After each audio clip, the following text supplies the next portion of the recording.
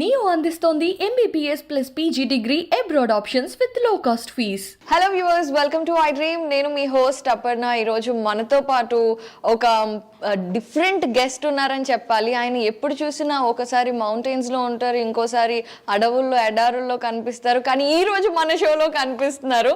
That is none other than Ravi, Telugu traveller. Welcome to Hyderabad, welcome to the show. Thank you అండి. ఎలా ఉన్నారు? చాలా బాగున్నాను. ఇంకా నా గోల్ ఒక పెద్ద లాఫ్టీ గోల్ పెట్టుకున్నా. ఆ గోల్కి చాలా దగ్గరగా ఉన్నారు. చాలా ఎక్సైటెడ్ ఉన్నాను. సో యాజ్ ఆఫ్ నౌ ఇప్పుడు మనం మాట్లాడుకుంటున్నప్పుడు సో మీ కౌంట్లో కంట్రీస్ అన్ని ఎన్ని కంట్రీస్ ఉన్నాయి రవి గారు? మొత్తం కంట్రీస్ యునైటెడ్ నేషన్స్ రికగ్నైజ్ చేసే కంట్రీలు 193 ఉన్నాయి. ఆ 193 కాకుండా 2 అబ్జర్వర్ స్టేట్స్ ఉన్నాయి. అవి హోలీ సీ అంటే వాటికన్ సిటీ, తర్వాత పాలస్తీన్. సో మొత్తం 195. ఆ 195లో 193 దేశం మొన్ననే కంప్లీట్ చేసుకొని హైదరాబాద్ వచ్చాను. ఇక్కడి నుంచి 194 దేశానికి వెళ్ళిపోతున్నా. సో ఇంకొక దేశం మిగులుతుంది. అందుకని చాలా ఎక్సైటెడ్. సో నేనైతే చాలా సర్ప్రైజ్ అయ్యాను. ఎందుకంటే మీరు వ్లాగింగ్ స్టార్ట్ చేసినప్పటి నుంచి చూసుకుంటే ఐ థింక్ 2020 ఆగస్ట్. సో 2020 నుండి మనం 2023 ఆగస్ట్ అయిపోయింది మొన్ననే. సో ఈ 3 yearsలోనే ఇంత పెద్ద ఒక అచీవ్మెంట్ని కంప్లీట్ చేయటం అంటే వినటానికి చూడటానికి చాలా ఈజీగా అనిపించిన, చేయడానికి చాలా కష్టమైన టాస్క్ కదా. కరెక్షన్ ఏంటంటే ఈ 2020 నుంచి నేను ట్రావెల్ స్టార్ట్ చేయలేదు. ముందే చేశారు. అంటే ఇప్పుడు నేను 186 దేశాలు తిరిగాక నేను యూట్యూబ్ ఛానల్ స్టార్ట్ చేశాను. ఆ 186 దేశాలు అలానే ఒక 2 ఏళ్ళు ఉండిపోయాయి. ఎందుకంటే కోవిడ్ వలన నేను వెళ్ళాల్సిన కంట్రీలు ఓపెన్ లేవు, లేకపోతే వీసాలు ఇవ్వట్లేదు. వీటన్నిటి వలన సో నా యూట్యూబ్ ఛానల్ ఓపెన్ చేశాక కొత్త దేశాలు 7 తిరిగాను. కొత్తవి, పాతవి ఎన్నోసార్లు రిపీటెడ్వి నా యూట్యూబ్ ఛానల్లో ఇంచుమించుగా 30-40 దేశాలు ఉంటాయి. అవి కానీ కొత్తవి మాత్రం 7 దేశాలు తిరిగాను. But still it's a big achievement. ఎందుకంటే ఒకటి మీరు వ్లాగింగ్ చేయడంతో పాటుగా యూట్యూబ్లో మీరు తిరిగిన దేశాల వీడియోస్ అన్నీ కలెక్ట్ చేసి పెట్టడం దగ్గర నుంచి చూసుకుంటే so coming from there to here అనేది కొంచెం కష్టమైన పనే కదా. చాలా కష్టమైన పని. ఇందులో ఇంకో ఇంపార్టెంట్ ఎలిమెంట్ ఏంటంటే ఓన్లీ ట్రావెల్ చేస్తే కొంచెం ఈజీ, ఇంకేది లేకుండా మనం ఓన్లీ ఒక బ్యాగ్ తీసుకొని ఒక దేశం నుంచి ఒక దేశానికి వెళ్ళి మళ్ళీ ఇంటికి వెళ్ళకుండా అదొక రకం. కానీ ఉద్యోగం చేస్తూ ఫ్యామిలీతో ఉంటూ ఎప్పుడు పడితే ఆవిడ ఫ్యామిలీ నీడ్స్ కోసం వెనక్కి వెళ్తూ at the same time travel give up చేయకుండా తిరగడం, అది ఒక ఛాలెంజ్. ఆ ఛాలెంజ్ని ప్రస్తుతానికైతే అకాంప్లిష్ చేయగలుగుతున్నాం. అండ్ దాంతోపాటు మీరు తిరిగిన దేశాలన్నీ కెమెరా మొత్తం వ్లాగింగ్ చేయాలి అండ్ ఎడిటింగ్ కూడా మీరే చేస్తారా? అన్నీ ఆ ఫోన్తోనే చేస్తానండి. మీలా పెద్ద కెమెరాలు, స్పీకర్లు ఇవేమీ లేవు. నేను ఎక్కడ కనీసం మైక్ కూడా వాడను. ఓన్లీ నాకున్న ఫోన్తోని హారిజాంటల్ మోడ్లో రికార్డ్ చేసి అదే ఫోన్లో ఎడిట్ చేస్తాను. చాలామందికి ఒక అపోహ ఉంటుంది, యూట్యూబ్ వ్లాగర్ అనగానే ఒక 2 లక్షల రూపాయల కెమెరా ఉండాలి, ఒక లైట్ సోర్స్ ఉండాలి, క్లియర్గా మాట్లాడడానికి ఇయర్ ఫోన్స్ ఉండాలి, ఒక డ్రోన్ ఉండాలి, మ్యూజిక్ పెట్టాలి అని. నా వీడియోలు నా యూట్యూబ్ ఛానల్ మీకు ఎప్పుడైనా టైం ఉంటే చూడండి. అవి ఏవి ఉండవు. కేవలం ఫోన్తో రికార్డ్ చేసి ఫోన్తో ఎడిట్ చేసి పెడతా. సో ఫస్ట్ 1 year 8 monthsలోనే 6 లక్షలు దాటి సబ్స్క్రైబర్లు వచ్చారు. ఎన్నో మిలియన్స్ ఆఫ్ వ్యూస్ ఉంటాయి. సో మిలియన్స్ ఆఫ్ వ్యూస్ రావడానికి, యూట్యూబ్లో సక్సెస్ అవ్వడానికి నిజంగా పెద్ద కెమెరా, డ్రోన్ అవసరం లేదని నా ఛానల్ ద్వారా నేనే ప్రూవ్ చేశాను. వండర్ఫుల్. సో మీ ప్యాటర్న్ చూస్తూ ఉంటే లాస్ట్ ఇయర్ కూడా మీరు హైదరాబాద్ వచ్చారు అండ్ ఈ ఇయర్ కూడా హైదరాబాద్ వచ్చారు. But you are from Vizag basically. So Vizag నేను యూట్యూబ్లో కూడా నేను వైజాగ్ అని చెప్తూ ఉంటారు. అండ్ రీసెంట్ వ్లాగ్స్ చూసినా కూడా వైజాగ్ ఎక్కువ ఉన్నాయి. So after coming to Hyderabad, any vlog ఏదైనా హైదరాబాద్తో మీకున్న స్పెషల్ అటాచ్మెంట్ ఏంటి? అంటే హైదరాబాద్లో నేను సెంట్రల్ యూనివర్సిటీ ఆఫ్ హైదరాబాద్, ఇప్పుడు యూనివర్సిటీ ఆఫ్ హైదరాబాద్ అంటారు కదా, ఇక్కడే మాస్టర్స్ చేశాను. నా మొత్తం అంటే నా ఎడ్యుకేషన్ లైఫ్లో చాలా స్పెషల్ మూమెంట్ ఏంటంటే ఫ్యామిలీని వదిలేసి మన మట్టుగా మనం హాస్టల్లో ఉండి టోటల్ ఫ్రీడమ్ మొదటిసారి వచ్చింది హైదరాబాద్లోనే. రోజు అంటే అప్పుడు హైదరాబాద్ ఇలా లేదు. రామానాయుడు స్టూడియోస్ మేము వెళ్ళాలంటే టోలీ చౌకీ అన్ని దాటి వెళ్ళాలి కదా. మేరీపట్నం జయభూషణ్ హాస్పిటల్ అని వస్తుంది. అది దాటాక ఏం ఉండేది కాదు. టోలీ చౌకీ వచ్చేది, ఒక దర్గా వచ్చేది, ఆ తర్వాత మళ్ళీ ఏ ఉండేది కాదు. అలానే ఉండేది. ఎప్పుడుది 94-96లో. అదే హైదరాబాద్ని ఇప్పుడు చూస్తుంటే నిన్న మెట్రోలో ఫస్ట్ టైం హైదరాబాద్ మెట్రోలో ట్రావెల్ చేస్తే ఎంత చేంజ్, ఎనార్మస్ చేంజ్, ఎంత ఎనర్జీ ఉంది. చాలా బాగా అనిపిస్తుంది. సో వైజాగ్ అంటే మన హోమ్ టౌన్ కాబట్టి స్పెషల్. స్పెషల్ ఇమోషన్ ఉంటుంది. కానీ హైదరాబాద్లో ప్రతి సంవత్సరం వచ్చేసి ఇక్కడ సఫిల్గూడ ఏరియా దగ్గర మా తాతగారు ఉండేవారు అనమాట. సో వెకేషన్కి వచ్చి 2 నెలలు 3 నెలలు స్పెండ్ చేసేది. సో వైజాగ్ ఎంత అటాచ్మెంట్, హైదరాబాద్తో కూడా అంతే attachment. Okay, so coming to travel, ముఖ్యంగా రవి తెలుగు ట్రావెలర్ అనే అతను చాలా ఎక్కువ మాసివ్ ఇమేజ్ ఉన్న మనిషి అనమాట. ట్రావెలింగ్ ఎవరైతే ట్రావెల్ వ్లాగ్స్ చేస్తూ ఉంటారో ట్రావెలర్స్ కమ్యూనిటీలో ఒక తెలుగు పర్సన్గా, అయితే ఫస్ట్ మీరు 10 years ఉన్నప్పుడు భూటాన్ వెళ్ళినప్పుడు అండ్ ఆ తర్వాత మీరు ట్రావెలింగ్ స్టార్ట్ చేసినప్పుడు how did you plan it? Because మీరు ఫస్ట్ టైం ఫ్యామిలీతో వెళ్ళారు, it was easy, you have to do nothing. So but first time మీరు చదువుకునేటప్పుడు ఎప్పుడైనా ట్రావెల్ చేశారా, లేదంటే డబ్బులు వచ్చాకే చేశారా? చదువుకున్నప్పుడు కూడా ట్రావెల్ చేసేవాడిని. నేను అమెరికా 1996లో వెళ్ళా. 1996లో అయ్యాక నా ఫస్ట్ ట్రావెల్ అంటే నా డబ్బులతోని, నా కష్టాజితంతో, డబ్బులు అంటే ఎక్కువ డబ్బులు రాకపోయినా మనం డబ్బులు సంపాదిస్తే డబ్బులే కదా. మొదట వెళ్ళిన దేశం హాలండ్, అంటే ఆమ్స్టర్డామ్ ఊరు. అది 1997లో. అప్పుడు నిజంగానే డబ్బులు లేవు. ఉన్న కొంచెం డబ్బులతోనే ప్లాన్ చేసుకొని అటు ఆ కాలేజ్ ఫీజు కట్టుకోవాలి, మన సస్టెనెన్స్కి మనం వర్క్ చేసుకోవాలి, ఇవన్నీ చేస్తూ కొంచెం డబ్బులు మిగిల్చుకొని ఆమ్స్టర్డామ్ వెళ్ళామాట. ఓకే, సో అది అమేజింగ్ ఎక్స్పీరియన్స్. అంటే మన డబ్బులు లేకపోయినా మనం జనరల్గా ఏమనుకుంటాం, ఇప్పుడు చదువుకుంటున్నాం కదా, ఇప్పుడు ట్రావెల్ చేయాలా. ఇంట్లో వాళ్ళు కూడా చెప్తారు, ఎందుకురా డబ్బులు వేస్ట్ చేస్తున్నావు, ట్రావెల్ చేస్తున్నావు అంటే. అంత ట్రావెల్ అంటే అంత ప్యాషన్ ఉన్నప్పుడు తప్పదు కదా. ఇది మీ ఇంట్లో ఆల్రెడీ ఉందా? అంటే మీ డాడీ కానీ మీ ఫ్యామిలీలో ఎవరైనా ట్రావెల్ చేస్తారా? మేము అంటే ఇండియాలో ప్రతి 2 ఏళ్ళకి ట్రావెల్ చేసేవాళ్ళం. ఇండియాలో చాలా వరకు వాళ్ళు చూపించారు. సో అలానే స్టార్ట్ అయ్యింది ట్రావెల్ అంటే ఇష్టం, అలా కంటిన్యూ అయిపోయింది. Yeah, so when you have travelled for the first time, అప్పుడు 1997 అంటే it's hardly not even mobile phones time కదా. సో ఏ ధైర్యంతో అలా వెళ్ళిపోయారు? చూడాలని, ప్రపంచాన్ని చూడాలని ఒక తపన. ఆ తపనకి ఇప్పుడంటే యూట్యూబ్ ఛానల్ ఉంది, మనం వీడియో వేస్తే 50,000 1,00,000 మంది చూస్తారు. అదేమీ లేకుండా మనకి లోపల నుంచి వచ్చిన సంతృప్తి కోసం ట్రావెల్ చేశాం కదా. అది ఏ ధైర్యం అంటే చూడాలని తప్పని, అంతే, ఇంకేం. సో అప్పుడు ట్రావెలింగ్ ఫస్ట్ ఎక్స్పీరియన్స్ ఎప్పుడు మనకి బెస్ట్ ఎక్స్పీరియన్స్గా గుర్తుండిపోతుంది. కానీ ఆ తర్వాత మీరు ఎన్నో ట్రావెల్స్ చేశారు, ఎన్నో అడ్వెంచర్స్ చేశారు కదా. ఇప్పుడు ట్రావెల్ చేసేటప్పుడు what is the most comfortable thing you find, and ఏంటి బాగా కంఫర్టబుల్గా అనిపించేది, బాగా కష్టంగా అనిపించేది? ఇప్పుడు చేస్తే అన్ని కంఫర్టబుల్, ఎందుకంటే ఇంతకుముందు ఫోన్ లేదు. నేను ఎక్కడో ఒక స్టేషన్లో దిగాను అనుకుందాం, ఫోన్ లేదు, ఇంటర్నెట్ లేదు, ఏదో మిస్ అయిపోయాను డాక్యుమెంట్. ఎలా వస్తుంది ఆ డాక్యుమెంట్? మనం ఎక్కడో హోటల్ బుక్ చేసాం, హోటల్ పేరు గుర్తులేదు, ఫోన్ లేదు కదా, పేపర్ ఉండాలి, ఆ పేపర్ బ్యాగ్ రాలేదు అనుకుందాం, స్ట్రగులే కదా.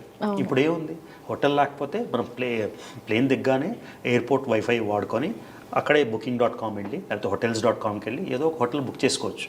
సో ఇప్పుడు ట్రావెల్ అసలు ట్రావెలే కాదు, అప్పటి ట్రావెల్తో కంపేర్ చేస్తే. అర్థమైంది. సో అలా ఎప్పుడన్నా అయిందా? చాలాసార్లు. ఇప్పుడు ఈ మధ్యన ఒక 2 ఏళ్ళ నుంచి రేపు వెళ్ళే ట్రావెల్ నేను ఇవాళ బుక్ చేసుకున్నాను. ఫర్ ఎగ్జాంపుల్, నేను లిబియా వెళ్ళాలి, 194వ దేశం. ఢిల్లీ నుంచి టికెట్ బుక్ చేశాను. హైదరాబాద్ నుంచి ఢిల్లీకి ఇంకా ఫ్లైట్ కొనలేదు. కంపల్సరీ వెళ్ళాలి నేను సండే, కానీ సాటర్డే వెళ్ళాలా సండే వెళ్ళాలి తెలియక బుక్ చేసుకోలేదు. ఈ మధ్యన చేసేవన్నీ లాస్ట్ మినిట్, డబ్బులు ఎక్కువ అవుతున్నాయి. అదే కదా, కాకపోతే కంఫర్ట్ ఉంటుంది కదా. ఫర్ ఎగ్జాంపుల్, నేను సాటర్డేకే బుక్ చేశాను అనుకుందాం, మీరు అంటారు సాటర్డే రండి ఇంటర్వ్యూ చేస్తామని, అప్పుడు అది మిస్ అయిపోవాలి కదా. సో అందుకని నేను చాలా ఫ్లెక్సిబుల్గా ఉంటున్నా. లాస్ట్ మినిట్ రిజర్వేషన్ చేసుకో. అంటే ఇప్పుడు డబ్బులు బాగా ఎక్కువ వస్తున్నాయని అర్థం, అంతేనా? ఎక్కువ రావట్లేదు. ఎక్కువ అన్నది రిలేటివ్ అండి. మీకు కాలేజీలో ఉన్నప్పుడు 10 రూపాయలు ఉందనుకోండి, జాబ్ వచ్చాక 50 రూపాయలు ఉంటే అది ఎక్కువే కదా. ఆ విధంగా. Okay, so coming to this, మీరు చూసిన కంట్రీస్ కానివ్వండి, మీరు కొన్ని అంటే ఇండియన్స్ తక్కువగా వెళ్ళే కంట్రీస్, అసలు వెళ్ళని కంట్రీస్ కూడా కొన్ని ఉంటాయి. సో అలాంటి వాటికి కూడా వెళ్తూ ఉంటారు కదా. సో అలా మీకు వెళ్ళిన కంట్రీ, అక్కడ మనకున్న ఇమాజినేషన్కి చాలా డిఫరెంట్గా అనిపించిన కంట్రీ ఏంటండి? ఇప్పుడు సిరియా ఉంది. మన సిరియాలో చూస్తే ఐసిస్, ఆడవాళ్ళని అమ్మేయడం, చిన్నపిల్లల్ని కిడ్నాప్ చేసి అమ్మేయడం, ఇవే కదా చూస్తాం. సో మనం అనుకుంటాం ఏంటి, సిరియాలో దిగ్గానే ఎవరో 4 వచ్చేస్తారు, సినిమాలో చూసినట్టు రోజా సినిమాలోని 4 మనం తీసుకెళ్ళిపోతారు అనుకుంటాం పర్సెప్షన్. మళ్ళీ సిరియన్స్ ఏంటి ఇలా ఇళ్ళు కొట్టుకుంటున్నారు, వీళ్ళకి మానవతా దృక్పథం ఉండదేమో అని. అక్కడికి వెళ్తే వాళ్ళు చెప్తారు, ఇది రియల్ సిరియా, మా ఇంటికి రండి, మా గురించి చూపించండి. సో ఎక్కడికి వెళ్ళినా వాళ్ళ సార్తో మాట్లాడుతుంటే అని అన్నారు, అందరి రక్తం ఎర్రగానే ఉంటుందని. మీరు ఎక్కడికి వెళ్ళినా అందరి రక్తం ఎరుపే కదా, అందరికీ ఉండే బ్యాడ్ గుడ్ ప్రతి దగ్గర ఉంటాయి. చాలా వరకు మన పర్సెప్షన్స్ వీళ్ళు ఇలాంటి వాళ్ళు వాళ్ళు అలాంటి వాళ్ళు, కానీ ఒక్కసారి మీరు ఆడికి వెళ్తే మనం ఎలానో వాళ్ళు అలానే అని చాలా చాలా ఏంటంటే జ్ఞానోదయం అవుతుంది అన్నమాట. సో ఇంత మెచ్యూర్డ్గా ఉన్నారు కదా రవి గారు. దెర్ వాజ్ మన ఏదైనా ఒక ఇండస్ట్రీ కానివ్వండి, ఒక కమ్యూనిటీలో కానివ్వండి, కొంతమంది ఉన్నప్పుడు ఇట్ హ్యాస్ టు బి ఒకరినొకరు చీర్ఫుల్గా ఎంకరేజ్ చేసుకొని అలా ఉంటే పర్సెప్షన్స్ ఉంటాయి. అండ్ కొన్నిసార్లు డిఫరెన్సెస్ వచ్చే ఛాన్సెస్ ఉంటాయి. బట్ ట్రావెలర్స్, తెలుగు ట్రావెలర్స్ అనగానే కొంచెం ఎక్కువ హార్ష్గానే గుర్తొస్తున్నారు అందరూ కూడా. ఆ పర్యవసానాలు రావడానికి అసలు మెయిన్ కారణాలు ఏంటంటే? అది మొదలెట్టిన వాళ్ళు అడగాలి కదా. ఇప్పుడు నేను ఒక రిసీవింగ్ ఎండ్లో ఉన్నా. ఫర్ ఎగ్జాంపుల్ నేను 186 దేశాలు తిరిగానని ప్రతి వీడియోలో చెప్పుకున్నా. ఎవరో వచ్చి మీరే వచ్చి ఈయన 186 దేశాలు తిరగలేదు అని ఒక ఎలిగేషన్ పెట్టారు. ఆ ఎలిగేషన్ బ్యాకప్ చేసుకోవడానికి మీరు ఎవరో ప్రూఫ్ చూపిస్తే ఓకే, మీరేవి ప్రూఫ్ చూపించకుండా ఈడు 186 తిరగలేదు అని చెప్పారు. దాన్ని పట్టుకొని కొంతమంది అదొక ఇష్యూ సమస్య చేసుకొని దాని గురించి రాత్రి పగలు మాట్లాడారు అనుకోండి. తిరిగానో లేదనో నాకు తెలుసు. నిజంగా నేను తిరగకపోయినా నాకే తెలుస్తుంది, వేరే వాళ్ళకి తెలియదు కదా. నాకో మా ఆవిడకి మా అమ్మాయికి తెలుస్తుంది అట్ బెస్ట్. వేరే వాళ్ళకి ఎలా తెలుస్తుంది? తిరిగారు తిరగలేదు పక్కన పెట్టారు. ఈ అథారిటీతో నేను తిరగలేదని మీరు చెప్తున్నారు, అంతే కదా. ఇది కేవలం కాంట్రవర్సీ చేయాలి, ఏదో అంటే మనం ఎదగడానికి వేరే వాళ్ళ మీద ఒక ఎలిగేషన్ వేయాలి అన్న ఉద్దేశంతోనే. అప్పుడే ఇంకా ఘోరమైన ఎలిగేషన్ ఎలా అంటే నేను ఒక దేశద్రోహినని, ఒక టెర్రరిస్ట్ అని. నేనే టెర్రరిస్ట్నో దేశద్రోహిని అయితే హైదరాబాద్ నడిబొడ్లో ఈ తెలంగాణ ఛాంబర్ ఆఫ్ కామర్స్లో మీతో ఇంటర్వ్యూ చేసే ఆస్కారం ఉంటుందా? సో జనాలకు తెలియాలి కదా ఏది నిజం ఏది ఎలిగేషన్ అని. అప్పుడు నన్ను చాలామంది ఛాలెంజ్ చేశారు, దమ్ముంటే ఇండియా రా అని. ఇది 6వ ట్రిప్. ఆ తర్వాత ఏం జరిగింది? అంతే కదా. ఇప్పుడు మన వైపు నుంచి ఏదైనా తప్పు ఉంది, ఏదో తప్పు చేసామంటే ధైర్యంగా రాగలనా? నేను కూడా విజయ్ మలయలాగో ఇంకెవరోలాగో వేరే దేశం పాస్పోర్ట్ కూడా ఉంది, రావాల్సిన అవసరం లేదు కదా. సో ఏది లేదు అని నొక్కి వక్కాడించడానికి ఎన్నిసార్లు వస్తున్నాయి.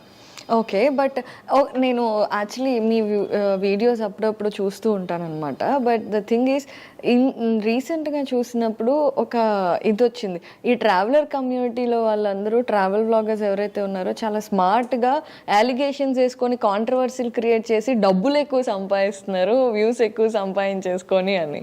So what is your comment on that? నేనైతే వ్యూస్ ఎక్కువ సంపాదించుకోలేదు కాబట్టి మళ్ళీ నేను ఎఫెక్టెడ్ పార్టీ అండి. ఎలా అంటే ఒక 10 మంది మట్టి వేసాను అనుకోండి, మట్టి పడుతుంది నా మీద, దాన్ని నేను ఎలా ఆచరిస్తాను?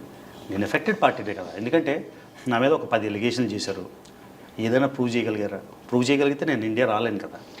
ప్రూవ్ చేయలేదు కాబట్టి మీరు ఎఫెక్టెడ్ పార్టీ అనకూడదు కదా, ఎందుకంటే వాళ్ళు వేసారు ఎలిగేషన్స్, బట్ వాళ్ళు ప్రూవ్ చేయలేకపోయారంటే you're the benefited person, isn't it? అరే వీడికి చెప్పేది కరెక్టేరా అని జనాలు. అంటే దీనిలో చాలా ఆస్పెక్ట్స్ ఉన్నాయి.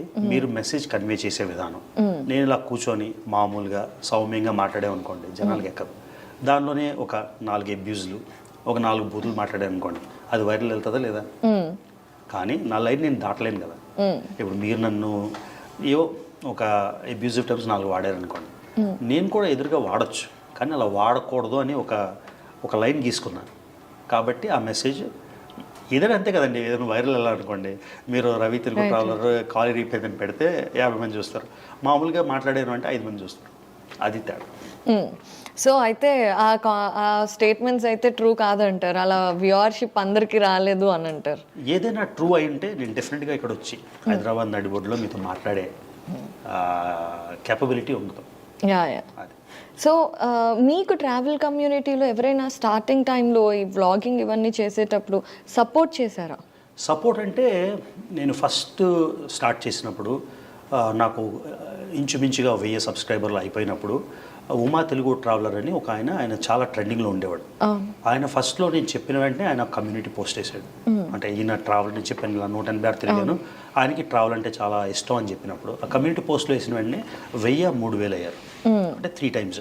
కానీ నాకు అయిన ఎక్స్పీరియన్స్ బట్టి ఎవరో చెప్తే మన సబ్స్క్రైబర్స్ పెరిగిపోతారో అనుకున్నది చాలా అపోహ.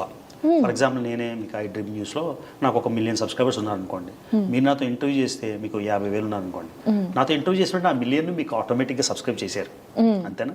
ఇప్పుడు మీకు ఎంతో మిలియన్స్ ఉంటారు, ఇప్పుడు నా ఇంటర్వ్యూ అయింది, వాళ్ళందరూ నన్ను ఆటోమేటిక్గా సబ్స్క్రైబ్ చేయరు కదా. ఎలా అవుతుందంటే మనం ఎంత చెప్పినా ఎవరెంత రికమెండేషన్ చేసినా మనలో స్టఫ్ ఉంటేనే, మనతోని వాళ్ళు కనెక్ట్ అయితేనే చూస్తారు. అవును. సో ఆ విధంగా నేను ఏం చేసేవాడినంటే, నేను ఎవరో తెలియదు ఎవరికి, మధ్యలో వచ్చాను. ఆ రోజులో ఉన్న ట్రావెలర్స్తోని లైవ్ సెషన్స్ చేసేవాడిని. లైవ్ సెషన్స్ ఫోర్స్ కాదు కదా, నేను ఇలా ట్రావెల్ చేశాను మీరు నాతో మాట్లాడతానంటే వాళ్ళు ఎస్ అనేవారు. సో వాళ్ళు నన్ను ఇంటరాక్టివ్ సెషన్, ఇంటర్వ్యూ కాదు, మీరు నేను ఎలా మాట్లాడుకున్నా అలా మాట్లాడుకోవడం, ఆ విధంగా కొంచెం పేరు విస్తరిస్తుంది. కానీ at the end of the day మన కంటెంట్కి వాళ్ళు కనెక్ట్ అవ్వకపోతే డెఫినెట్గా సబ్స్క్రైబ్ చేయరు కదా. అవును. ఓకే. బట్ అంటే చాలామంది ఎప్పుడైతే అంటే చిన్న హెల్ప్ చేసినా కూడా మేము హెల్ప్ చేసాం అని చెప్పుకొని ఇది కూడా ఉంటుంది కదా. సో అలాంటి సిచ్యువేషన్స్ ఫేస్ చేశారా? చేస్తారు డెఫినెట్గా.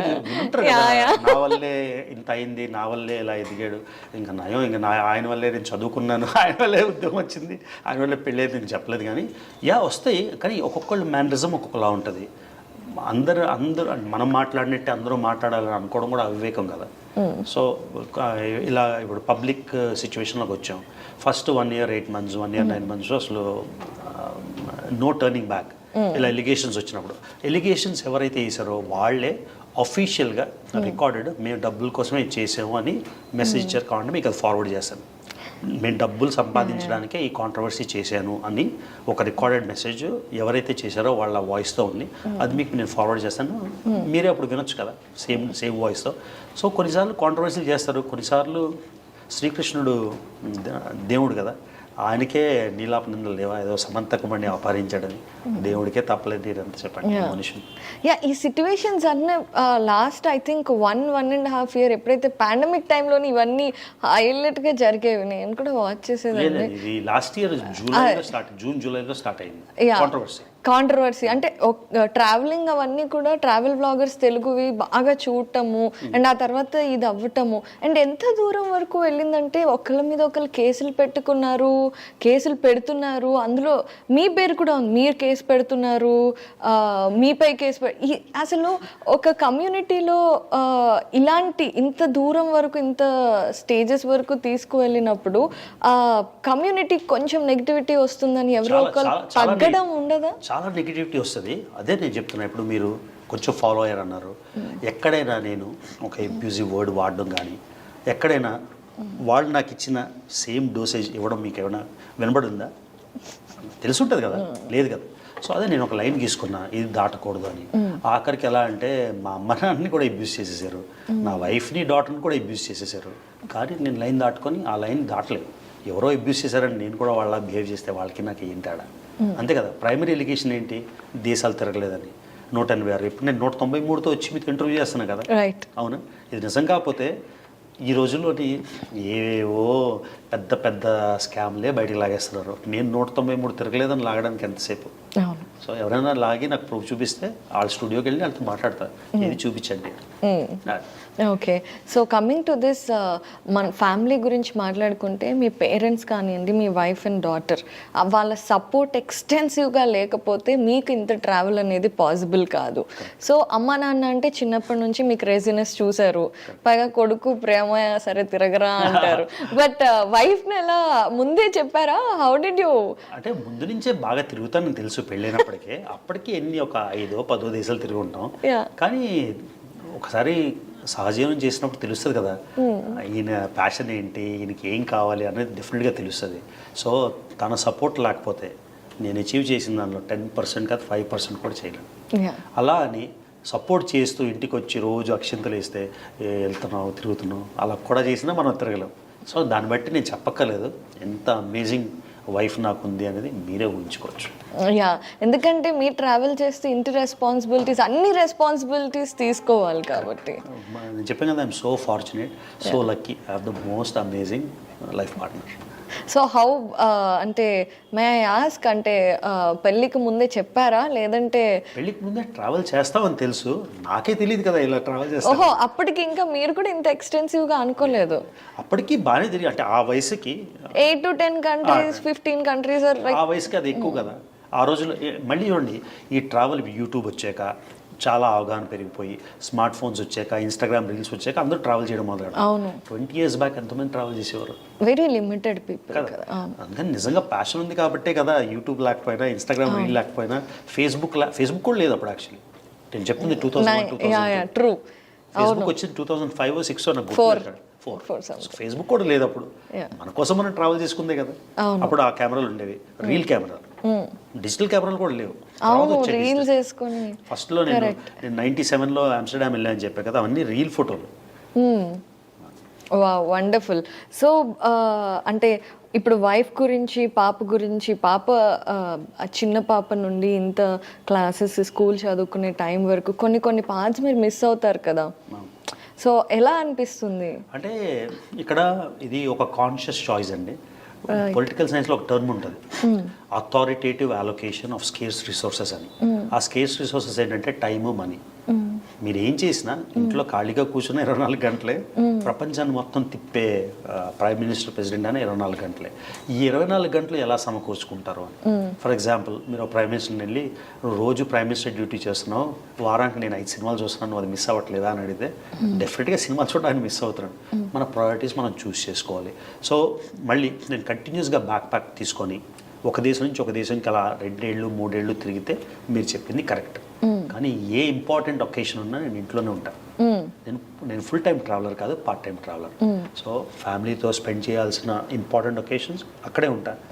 పాప గ్రాడ్యుయేషనో, పాప బర్త్డేనో, లేదా పాప నాన్న నాకు ఈ దేశం వెళ్ళాలందని, తను 30 దేశాలు దాటి తిరిగింది. 16 years ఇప్పుడు. అంటే యావరేజ్న ఇయర్కి 2 దేశాలు తిరుగుతున్నట్టే కదా. సో అవి సమకూర్చుకుంటూ నా పర్సనల్ గోల్స్ని బ్యాలెన్స్ చేసుకోవడమే ఇక్కడ ఒక ట్రిక్ అన్నమాట. అయితే ట్రావెలర్స్ అందరినీ చాలా మంది కామన్ పీపుల్ అడగాలనుకునే ఒకటి ఉంటుంది, ఒక క్వశ్చన్. అఫ్ కోర్స్ మీరు ప్రతి వీడియోస్లో చెప్తూనే ఉంటారు budget travelling and all of it అని. ఇన్ని చేయడానికి డబ్బులు ఎక్కడి నుంచి వస్తాయి? మరి అందుకే కదండి కష్టపడి చదువుకొని జాబ్ చేసింది. ఇప్పుడు యూట్యూబ్ వచ్చేసిందండి మాధ్యమంగా. యూట్యూబ్లో కొంతమంది చాలా సక్సెస్ అవుతున్నారు. సక్సెస్ అవడానికి కాంట్రవర్సీలు చేసి సక్సెస్ అవుతారు. ఎందుకంటే కాంట్రవర్సీ చేయకముందు మన వ్యూవర్షిప్ ఎంత, కాంట్రవర్సీ చేశాక మన వ్యూవర్షిప్ ఎంత. నేనైతే నా వైపు నుంచి ఎప్పుడు కాంట్రవర్సీ అనేది మొదలెట్లేదు. కన్సిస్టెంటే కదా. యూట్యూబ్లో స్టార్ట్ చేసిన బాగా వెళ్ళేది యూట్యూబ్, కానీ దానికి 15 ఏళ్ళ ముందే కదా నేను ట్రావెల్ చేస్తున్నాను. సో చాలా మందికి అపోహ ఏంటంటే నువ్వు యూట్యూబ్లో వచ్చిన డబ్బులతో ట్రావెల్ చేస్తున్నావు, మేమే నిన్ను స్పాన్సర్ చేస్తున్నాం అని. కానీ 15 ఏళ్ళు యూట్యూబే లేదు కదా. సో ఇవన్నీ అపోహలు కరెక్ట్గా నాటగలిగితే ఇదే ఒక బండరాలా కనిపిస్తుంది, గ్లోబ్ కాదని. సో ఆ విధంగా చేశారు. నేను ఏం చెప్తున్నానంటే, ఇవేవి లేనప్పటి నుంచే ట్రావెల్ చేస్తున్నానంటే దానికి ఎంత ప్యాషన్ ఉండాలి. అంతేకాకుండా ఒక జాబ్ చేసుకుంటూ ఫ్యామిలీ లైఫ్ని మెయింటైన్ చేస్తూ ఎక్కడ గోల్ని పక్కకు తీసేయకుండా దాన్ని అకాంప్లిష్ చేయడం బిగ్గెస్ట్ అచీవ్మెంట్ అంటారు. యా. సో ఇంకొక క్రూషియల్ అండ్ అంటే కొంచెం ఎగ్జైటెడ్గా అనిపించింది ఏంటంటే, మీరు ఫస్ట్ పొలిటికల్ సైన్సెస్ అంటే ఇప్పుడు ట్రావెలర్ అవడానికి మనం వేరే ఏదో చదువుకుంటాం కదా, ఎవరికైనా సరే పొలిటికల్ సైన్సెస్ ఎందుకు తీసుకున్నారు, అది ఎందుకు చేశారు? అండ్ ట్రావెల్కి పొలిటికల్ సైన్స్కి ఇప్పుడు నేను ట్రావెల్లో డిప్లొమా, ట్రావెల్లో ఇండస్ట్రీలో, ట్రావెల్ హోటల్ పెట్టుకుందాం, సెటప్ పెట్టుకుందాం కాదు కదా. నాకు ప్రపంచం చూడాలనేది ఒక అభిలాష, ఒక ఆకాంక్ష. దానికి చదువుకి ఏం సంబంధం ఉంది? ఇప్పుడు నేనేమి చదువుకోకపోయినా ఊరు తిరగొచ్చు కదా. యా, అంటే ఇప్పుడు ట్రావెలింగ్ చేసే వాళ్ళు అనుకోండి, టూరిజము అది ఎందులో అన్నా చేస్తే that will be add on, right? అంటే నేను ట్రావెల్ని ఒక ప్రొఫెషన్గా చూస్ చేసుకోలేదంటే, ట్రావెల్ ఒక హాబీగా. ఇప్పుడు ట్రావెల్లోనే నేను ఒక ట్రావెల్ కన్సల్టెంట్ అవ్వాలి, లేకపోతే ట్రావెలింగ్ కన్సల్టెన్సీ పెట్టుకొని అడ్వైజ్లు ఇవ్వాలంటే నాకు అలాంటి డిగ్రీలు కావాలి. నా ప్రపంచాన్ని నా కళ్ళతో చూడాలి అన్నది నా కోరిక. పొలిటికల్ సైన్సెస్ అనేది అంటే రవి తెలుగు ట్రావెలర్ అంటే ట్రావెలర్ కదా, మరి పొలిటికల్ సైన్సెస్ ఏంటి, అసలు ఎక్కడ ఏం జాబ్ చేయాలనుకున్నారు, అసలు ఆయన ఎక్కడ అంటే ఇనీషియల్గా ఒరిజినల్గా నేను బైపీసీ తీసుకున్నానండి. డాక్టర్ అవ్వాలని ఇంటర్మీడియట్లో. కానీ రాలేదు, సీట్ రాలేదు. ఫస్ట్ అటెంప్ట్ 2వ అటెంప్ట్ కూడా రాయలేదు కూడా. అప్పుడు ట్రాక్ మార్చి సివిల్ సర్వీసెస్ చేద్దాం అనుకున్నా. సివిల్ సర్వీసెస్ చేయడానికి డిగ్రీ ఈజీ కదా, BA చదివి MA చదివాను. MA ఎందుకు చదివానంటే, ఒకవేళ అమెరికా వెళ్ళాలంటే మనకి 5 years ఉండాలి, అంటే 4 years ఉండాలి. డిగ్రీ మనకి 3 ఏళ్లే కదా. అమెరికాలో మాస్టర్స్ చేయడానికి 4 years డిగ్రీ ఉండాలి. అందుకని మాస్టర్స్ 1 year చేయాలని స్టార్ట్ చేశాను. అనుకోకుండా GMATలో స్కోర్ రావడం, అప్లికేషన్ పెడితే ఏమంటారు యూనివర్సిటీలో అడ్మిషన్ రావడం, వీసా వచ్చేయడం అనుకోకుండా జరిగిపోయి వెళ్ళిపోయాను. Okay. And you are living not in India currently, మీ ఫ్యామిలీ అంతా కూడా అబ్రాడ్లోనే ఉంటున్నారు. అంతా కదా, మా అమ్మ నాన్న ఇండియాలోనే యా యా మీ విజిట్ చేస్తుంటారు, వెనక్కి నేను విజిట్ చేస్తుంటాను, వాళ్ళు విజిట్ చేస్తుంటారు రెగ్యులర్. బట్ అంటే మీ వైఫ్ అండ్ కిడ్ కూడా అక్కడే ఉంటారు అక్కడే కదండి. ఉంటారు, వాళ్ళు కూడా ట్రావెల్ చేస్తారు కదా, ఎవ్రీ ఇయర్ వస్తారు ఇండియా. సో మిమ్మల్ని ఒక చోట అని ఫిక్స్ చేయలేమా? నేను ఎన్నోసార్లు చెప్తాను జోక్ లాగా, నేను ఎక్కడ ఉంటాను నాకే తెలియదు అని, అది నిజం.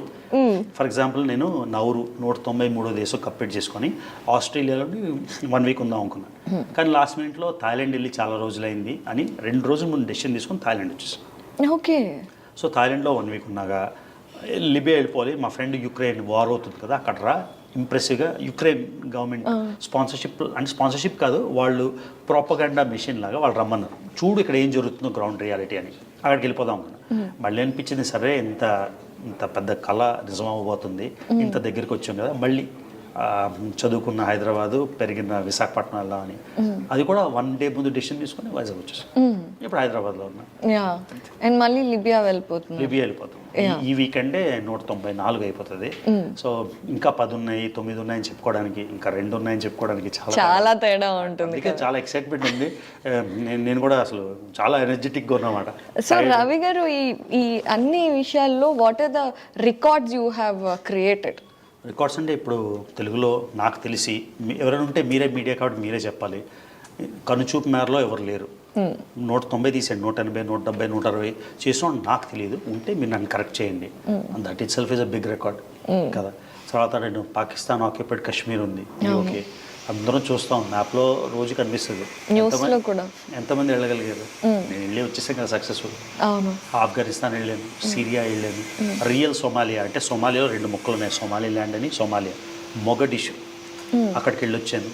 యమన్లో ఇప్పుడు సివిల్ వార్ అవుతుంది, ఇండియన్స్కి అయితే అలౌ కూడా లేదు వెళ్ళడానికి, కానీ నాకు వేరే పాస్పోర్ట్ ఉంది కాబట్టి యమన్ వెళ్ళి వచ్చేసాను. అలా అంటే ఇలాంటి కంట్రీస్ వెళ్ళినప్పుడు మీకు ఏదైనా ఇబ్బందికర సిచ్యువేషన్ కానీ అలాంటివి ఎదురైనప్పుడు ఎలా ఫేస్ చేస్తారు? అంటే మనం మెంటల్గానే ముందే ప్రిపేర్ అయిపోతాం కదా. ఇప్పుడు గ్రౌండ్ రియాలిటీ, మొన్న పెద్ద ట్రైన్ యాక్సిడెంట్ అయింది, దాన్ని ఎవరు మెంటల్గా ప్రిపేర్ అవ్వరు, జరుగుతుంది అనుకోం కదా. కానీ అడిగినప్పుడు అంటే ఇంత ట్రావెల్ ఎక్స్పీరియన్స్తో మీకు ఆ మెచ్యూరిటీ ప్లస్ ఆ వైడ్ హొరైజన్ వచ్చేస్తుంది అనమాట. అంటే ఎలాంటిదైనా జరిగినా కోప్ చేయగలిగే కెపాసిటీ. నేను మొన్న లెబనాన్ వెళ్ళాను. లెబనాన్లో ఏదో పాస్పోర్ట్ ఇష్యూ వచ్చి ఇంటర్పోల్ అలర్ట్, ఏదో స్పై సినిమాలో చూస్తాం కదా, CIA మిషన్ ఇంపాసిబుల్, అలా వచ్చేసి నన్ను లెబనాన్ బెయిరూట్లో అరెస్ట్ చేశారు. అరెస్ట్ చేస్తే 1 వీక్ నా పాస్పోర్ట్లు సీజ్ చేసేసారు. పాస్పోర్ట్లు సీజ్ చేసిన కామ్గా ఉండి ఆ సిచ్యువేషన్ నుండి బయటకు వచ్చేసి మళ్ళీ ట్రావెల్ కంటిన్యూ చేస్తున్నా కదా. Can you elaborate about this? ఏమైందంటే నాకు నా పాస్పోర్ట్ ఒకటి మిస్ప్లేస్ అయిపోయింది, లేటెస్ట్ పాస్పోర్ట్ కూడా ఉంటాయి ఇక్కడే, అది మిస్ప్లేస్ అయిపోతే నాకు అమెరికా కొత్త పాస్పోర్ట్ ఇష్యూ చేయాలి. నేను వెళ్ళి పాస్పోర్ట్ ఆఫీస్లోని నా పాస్పోర్ట్ పోయింది, నాకు 1 వీక్లో ట్రావెల్ ఉంది అంటే వాళ్ళు కొత్త పాస్పోర్ట్ ఇష్యూ చేశారు. ఏం పెట్టారు? పాత పాస్పోర్ట్ లాస్ట్ అండ్ స్టోలెన్ అని పెట్టేశారు. పెట్టేసి నాకు తెలియని విషయం ఏంటంటే, అంతే అనుకుంటాం మనం, కాకపోతే ఈ గవర్నమెంట్ ఈ నెంబర్తో ఎవరైనా ట్రావెల్ చేస్తే ఇమ్మీడియట్గా అరెస్ట్ చేసేయండి అని ఇంటర్పోల్ అలర్ట్ మొత్తం ప్రపంచం అంతా పంపిస్తుంది. ఇది మనకు తెలియదు, సినిమాలో చూస్తాం కదా. సో నేను కొత్త పాస్పోర్ట్ తీసుకొని ట్రావెల్ చేసి బై మిస్టేక్ పాత పాస్పోర్ట్ బై హార్ట్ ఉంది కాబట్టి టికెట్ మీద పాత పాస్పోర్ట్ నెంబర్ పెట్టాను. Okay okay. సో లెబనాన్ వెళ్ళగానే దాని మీద ఒక వీడియో చేసి కూడా చేశాను. లెబనాన్ వెళ్ళగానే 4 ఆర్మ్డ్ ఫుల్ పోలీసులు వచ్చి తీసుకెళ్తారు. నాకు అర్థం కాలేదు ఎందుకు తీసుకెళ్తున్నారు ఏంటని. వాళ్ళ ఉద్దేశంలో ఏంటి, ఎవరో పాస్పోర్ట్ దొంగతనం చేసి అమెరికా పాస్పోర్ట్తో డ్రగ్స్, ఆర్మ్స్, మిజైల్స్ అని అనుమానంతో నన్ను అరెస్ట్ చేసేసారు. అప్పుడు తర్వాత తెలిసింది ఏంటంటే పాత పాస్పోర్ట్ దొరికింది, మళ్ళీ ఆ నెంబర్ గుర్తుండిపోవడం వల్ల పాత పాస్పోర్ట్ నెంబర్ వాడని, ఇదిగోండి కొత్త పాస్పోర్ట్ అని. మనం చెప్పేస్తే స్టోరీ వాళ్ళ నెంబర్ కదా. 1 వీక్ వాళ్ళు రీసెర్చ్ చేసుకొని 1 వీక్ నన్ను అంటే హోటల్లోనే ఉండిచ్చారు. కాకపోతే పాస్పోర్ట్లు తీసేసుకొని ఒక పేపర్ ఇచ్చి ఆ తర్వాత 1 వీక్ తర్వాత బయటకు వదిలేరు అన్నమాట. సో ఇది మీరు ఆలోచించండి. ఇప్పుడు నేను ఏదో స్టోరీలా బాగా చెప్తున్నా, కానీ ఆ టైం 1 వీక్ ఎలా 1 వీక్ మా ఆవిడకి చెప్పాను ఇలా చేస్తారంటే మీకేంలేండి వచ్చేస్తారు బయటికి అంట. ఆవిడకి అంత కాన్ఫిడెన్స్ నా మీద, అసలు 1% కూడా బాధపడలేదు. అలవాటు అయిపోయింది. ఇలాగే చెప్తున్నాను, సోమాలియా వెళ్తున్నా, మొగడిషు తెలుసు కదా, అక్కడ ఎన్ని బాంబింగ్స్ అయ్యాయో. కరెక్ట్గా నేను వెళ్ళిన 1 వీక్ ముందు ఒక బాంబింగ్, నేను వెళ్ళిన తర్వాత ఒక బాంబింగ్. మొగటి ఇష్యూ వెళ్తున్నా అంటే మీకు ఏమవుతుందండి నాకు ఆ కాన్ఫిడెన్స్ ఉంటుంది, ఆవిడకి అంత కాన్ఫిడెన్స్ నా మీద. సో వెళ్ళే వాళ్ళకి కూడా కాన్ఫిడెన్స్ ఉంటుంది, బట్ స్టిల్ అలా ఇప్పుడు ఫర్ ఎగ్జాంపుల్ పాస్పోర్ట్ ఇష్యూ అనుకోండి, yes your safely in the airport hotels వాళ్ళు చూసుకుంటున్నారు. ఎయిర్పోర్ట్ హోటల్ కాదండి, బయటకు వదిలేశారు. ఓకే, బయటకు వదిలేశారు. అంటే ఇనీషియల్గా 6 hours 7 hours క్వశ్చనింగ్ అవుతుంది, ఫోటోలు అన్ని చూస్తారు కదా, అన్ని చూసేసి దేవర్ ఓకే. అండ్ పైగా వ్లాగర్ కదా, అంటే అది తెలుగులో వ్లాగర్ రాలి. ఓయా. సో అలా ఉంది. బట్ ఇలాంటి ఏదే మీరు చెప్పిన సిరియా కానివ్వండి, అక్కడ ఎప్పుడు ఏం జరుగుతుంది అనేది మనం అసలు ఎక్స్పెక్ట్ కూడా చేయలేం. కరెక్ట్. సో ఇలాంటి సోమాలియా కానివ్వండి, ఇలాంటి ప్లేసెస్కి వెళ్ళటానికి స్పెషల్ పర్మిషన్స్ ఏమన్నా తీసుకుంటారు? ఫర్ ఎగ్జాంపుల్ ఉక్రెయిన్ అయితే అక్కడ జరుగుతున్న వార్ని మీరు కొంచెం గ్రౌండ్ రిపోర్ట్ లాగా చూపించడానికి వెళ్ళటానికి వాళ్ళ కంట్రీ నుండే మీకు ఇన్విటేషన్ వచ్చింది. సో ఇలాంటివి అండ్ అలాంటివి ఎక్కడైనా ఇలాంటి సిచ్యువేషన్స్లో అన్ఎక్స్పెక్టెడ్ థింగ్స్ జరగచ్చు. ఇప్పుడు సిరియా వెళ్ళానండి, అడుగుపెట్టి లోపలికి వెళ్ళిన దాకా భయం అయితే ఉంటుంది కదా. పాకిస్తాన్ వెళ్ళినప్పుడు అయితే నా ఫ్రెండ్స్ అందరూ ఎందుకు వచ్చింది, ఎందుకు వెళ్తున్నావు, అప్పుడే నేను వెళ్ళింది 2019 సెప్టెంబర్, అప్పుడే రెండింటికి ఆఫీషియల్ డిప్లొమాటిక్ రిలేషన్స్ పోయాయి. కెప్టెన్ అభినందన్ని వాళ్ళు అది అయింది కదా, నాకేం గుర్తు రావట్లేదు, పుల్వామా కాదు, అదే ఒక ఎయిర్ క్రాఫ్ట్ పాకిస్తాన్ భూభాగంలో పడిపోతే అభిమన్యుని అరెస్ట్ చేశారు. కెప్టెన్ అభిమన్యుని మళ్ళీ ఇండియా వచ్చేసారు. అప్పుడు రెండింటికి diplomatic relations, land borders close అయిపోయాయి. నేను వెళ్ళింది ఆ నెల. అప్పుడు ఎంత హై లెవెల్లో ఉన్న ఎమోషన్స్, అందరూ చెప్పారు వెళ్ళొద్దు, చాలా రిస్క్, ఇప్పుడు అవసరమా అని. అలా అనిపించింది, వెళ్ళిపోయాను, వచ్చేసాం కదా బయటికి. బాగా ఎలా అంటే అక్కడ చాలా మందికి ఉంటుంది కదా, పాకిస్తాన్ అంటే మన ఇండియన్స్ ఇది డెఫినెట్గా ఎక్కడో ఒక మూల అయినా ఉంటుంది అనేసి అని. కానీ అంటే అన్నిటికీ ప్రిపేర్ అయ్యే కదా ఇప్పుడు వెళ్తాం మనం. సిరియాలో సివిల్ వార్ అవుతుంది, ఎక్కడ బాంబు అవుతుందో తెలియదు. యుక్రెయిన్లోనే అంతా బాగానే ఉంటుంది, బై మిస్టేకే బాంబ్ సివిల్ ఏరియాలో పడిపోవచ్చు కదా. అన్నిటికీ ప్రిపేర్ అయ్యే మెంటల్గా వెళ్తాం. తర్వాత కొన్ని 99% మన చేతిలో ఉంటాయి, ఆ 1% మన చేతిలో ఉండదు. ఆ 1% రిస్క్ అంటారు అన్నమాట. సో నిజంగానే పాకిస్తాన్లో మనకి ఇండియన్స్ని యాక్సెప్టెన్స్, ఇప్పుడు ఇండియా ఆ యాక్సెప్టెన్స్ అనేది ఉండదు అనేది నిజమేనా? పాకిస్తాన్లో వాళ్ళకి ప్రైమరీగా పాకిస్తానీ మూవీ ఇండస్ట్రీ లేదు. అవును, వాళ్ళు చూసేవన్నీ బాలీవుడ్ సినిమాలు, టాలీవుడ్ సినిమాలు. అక్కడ అప్పుడు పుష్ప వచ్చిందో లేదో నాకు గుర్తులేదు, బాహుబలి వచ్చింది. అందరూ వెళ్ళగానే ఏ స్టేట్ అంటే తెలియదు కదా, బాహుబలి లాంగ్వేజ్ అంటే అందరికీ తెలుసు. సో ఇది ఒక అపోహ, అంటే వాళ్ళకి మనం పడదు. ఇప్పుడు ఎవరో పాకిస్తానీ వచ్చారనుకోండి, చూడగానే మీరు కొట్టేస్తారు అక్కడ. ఎగ్జాక్ట్లీ సేమే కదా. వాళ్ళు ఇండియన్ చూడగానే చాలా సంతోషపడి, వాళ్ళకి క్యూరియాసిటీ, ప్లస్ ఇండియా ఎంతో డెవలప్ అవుతుంది, వాళ్ళకి ఒక జెలసీ ఫ్యాక్టర్ అన్నమాట. మనిద్దరికి ఒకసారి ఇండిపెండెన్స్ వచ్చింది, వాళ్ళు చూడు ఎలా ఎదిగిపోతున్నారు అని. సో అందరికీ గుడ్ ఒపీనియన్. అంటే పొలిటికల్ డిఫరెన్సెస్ ఉంటాయి, ఆ పొలిటికల్ పార్టీకి మిలిటరీకి ప్రాబ్లం ఉంటుంది, ప్రజలకైతే ఏం ప్రాబ్లం.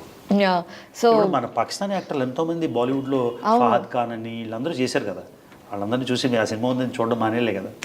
సేమ్ అలానే వాళ్ళు అందరూ చూసే బాలీవుడ్. ఎక్కడికి వెళ్ళిన మెయిన్ ఏంటంటే, మీరు పాకిస్తాన్లోని నా వీడియోలు చూస్తే రోడ్డు మీద నడుస్తుంటే మనకి హిందీ పాటలు వినిపిస్తుంటాయి, సినిమా పాటలు. వాళ్ళ క్లబ్కి వెళ్ళినా, రెస్టారెంట్కి వెళ్ళినా, మరి అదే మీకు చెప్పాలి కదా. ట్రూ. సో ఇవన్నీ చూపిస్తారు. మీరు అన్నారు నేను ఎక్కడికి వెళ్ళినా మెంటల్గా ప్రిపేర్ అయ్యి వెళ్ళిపోతాను, ఇంకా 1% మన చేతిలో ఉండదు కదా అని.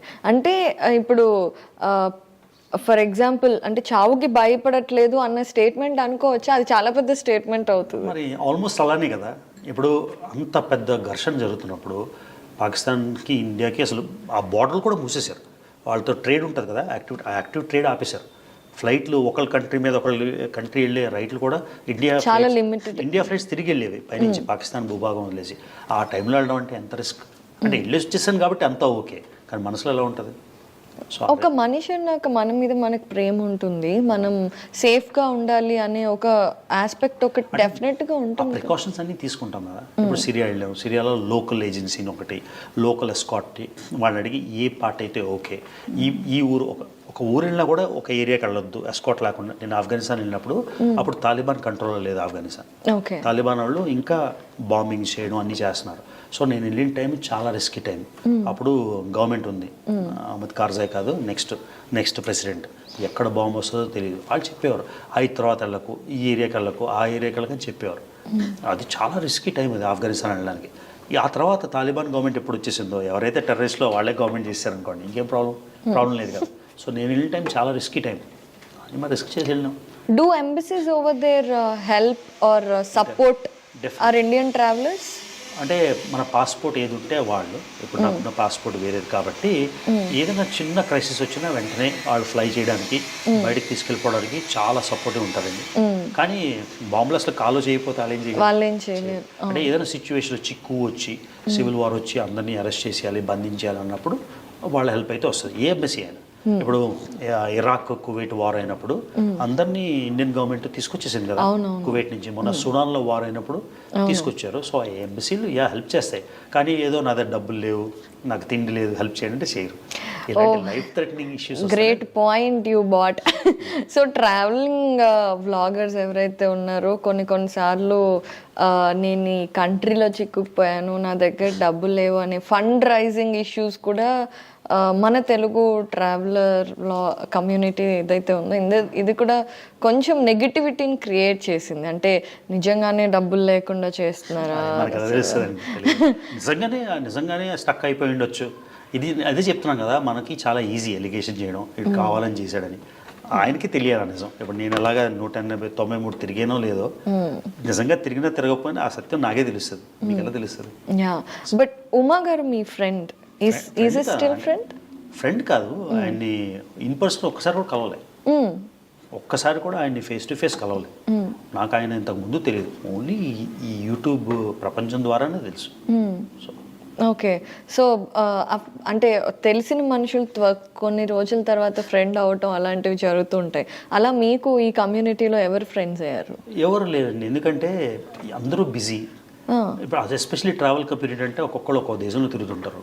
మనం ఇప్పటిదాకా ఇప్పుడు సోకాల్డ్ పెద్ద ట్రావెలర్స్ని ఎవరిని ఇన్ పర్సన్ కలవలేదు. సో అందరికీ పరిచయం ఓన్లీ యూట్యూబ్ ద్వారా లేకపోతే ఇన్స్టాగ్రామ్ ద్వారా.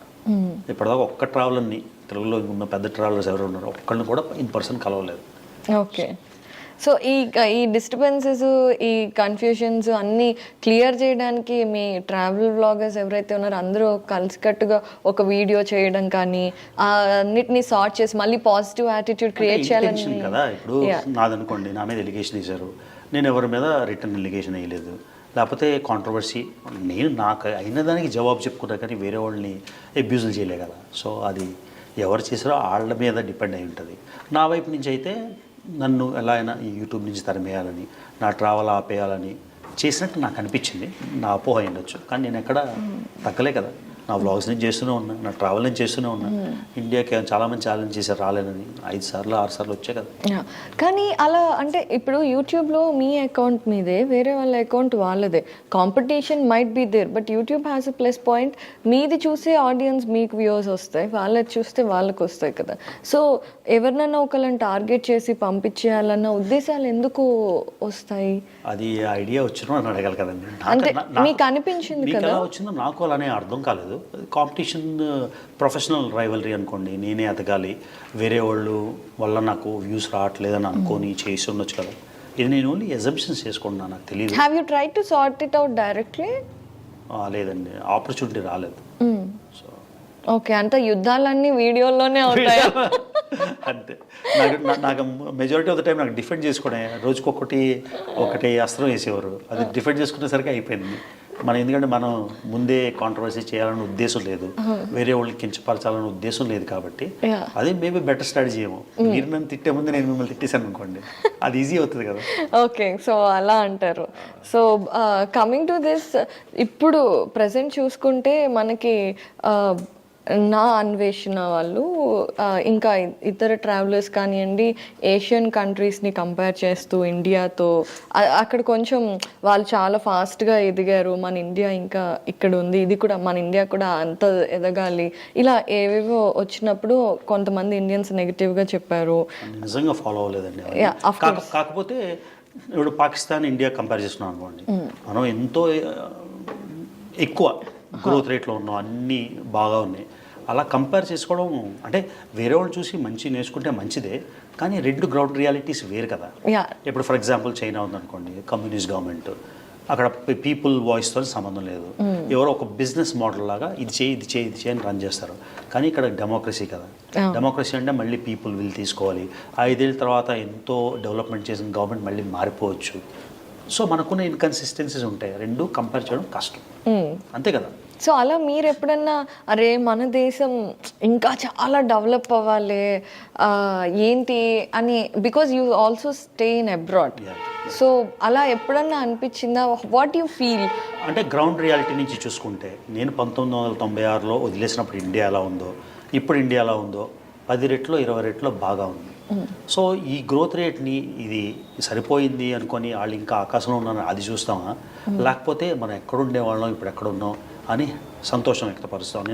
నేను హైదరాబాద్లో మొదటిసారి మెట్రో ఎక్కి వెళ్ళాను, నాకు చాలా సంతోషం అనిపించింది. ఎందుకంటే హైదరాబాద్లో మేము పెరిగాం, హైదరాబాద్లో తిరిగేవాళ్ళం 94, 96లో.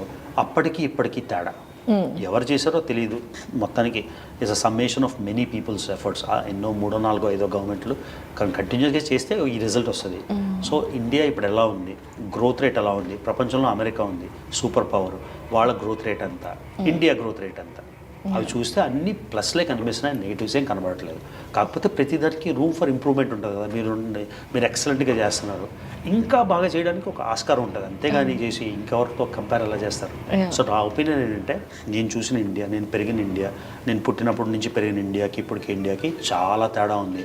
ప్రతి ఒక్కరి చేతిలో ఫోన్ ఉంది, ఫోన్పే, జీపే, ఇంత అమేజింగ్ యూపీఐ, ఇవన్నీ మేము ఊహించలేదు. నాకే అర్థం కావు అప్పుడప్పుడు. ఏంటి ఒక చిన్న కొట్టుకెళ్ళి కొబ్బరి బొండం తాగితే ఫోన్పేతో, అదంతా టెక్నాలజికలీ అడ్వాన్స్మెంట్. మనం ఉన్న 20 ఏళ్ళు బ్యాక్, 10 ఏళ్ళు బ్యాక్ చిదంబరం గారు అనుకుంటా ఎక్స్ ఫైనాన్స్ ఆయనే నవ్వారు. ఇప్పుడు ఎక్కడికి వెళ్ళినా ఆయన ఆటో వెళ్తే ఆయన ఆటో జీపే చేస్తున్నాడు. సో ఎక్కడున్న ఇండియా ఏదైనా సరే ఇక్కడి నుంచి అలా వాళ్ళు వెళ్ళిపోరు కదా, ఎదుగుదల అయితే బాగా కనిపిస్తుంది. Very impressed with everybody. ఇది నా ఒపీనియన్. వండర్ఫుల్ అండి. అయితే చాలామంది ఇప్పుడు ఎడ్యుకేషన్ కోసం కూడా మనకి ట్రెండ్ అనేది ఒక డెకేడ్ నుండి ఎక్కువైపోయింది. ఎడ్యుకేషన్ కూడా అబ్రాడ్ వెళ్ళిపోవడం, అక్కడ చాలామంది ఇబ్బంది పడుతూ వీడియోలు పెట్టడం ఇలాంటివి చేస్తూ ఉంటారు కదండి. అవి ఎప్పుడన్నా మీరు చూస్తారా? చూసారు, అది కాన్షియస్ డెసిషన్ కదండి. ఇప్పుడు ఫర్ ఎగ్జాంపుల్ మన లైఫ్ స్టైల్లో లేకపోతే మన ఫైనాన్షియల్ బేసిస్ చూసుకొని మనం ప్లాన్ చేసుకొని వెళ్ళిపోయి అక్కడ ఏదైనా ప్రాబ్లం వస్తే ఎలా బయటకు వస్తామని కూడా ప్రిపేర్ అయ్యి వెళ్ళాలి కదా. మనం కరెక్ట్గా ప్రిపేర్ అయ్యి వెళ్తే ఇష్యూ ఎందుకు వస్తుంది? ఫర్ ఎగ్జాంపుల్ నా దగ్గర డబ్బులు లేవనుకోండి, నేను ఒక 8 లక్షల లోన్ తీసుకొని వెళ్ళిపోయాను, పొరపాటున అక్కడ ఏదో నాకు ఉద్యోగం రాలేదు, అప్పుడు ఆ ప్లాన్ బి కూడా ఆలోచించుకోవాలి కదా. ప్లాన్ బి సో మనలోనే ఉంది అని నా ఉద్దేశం.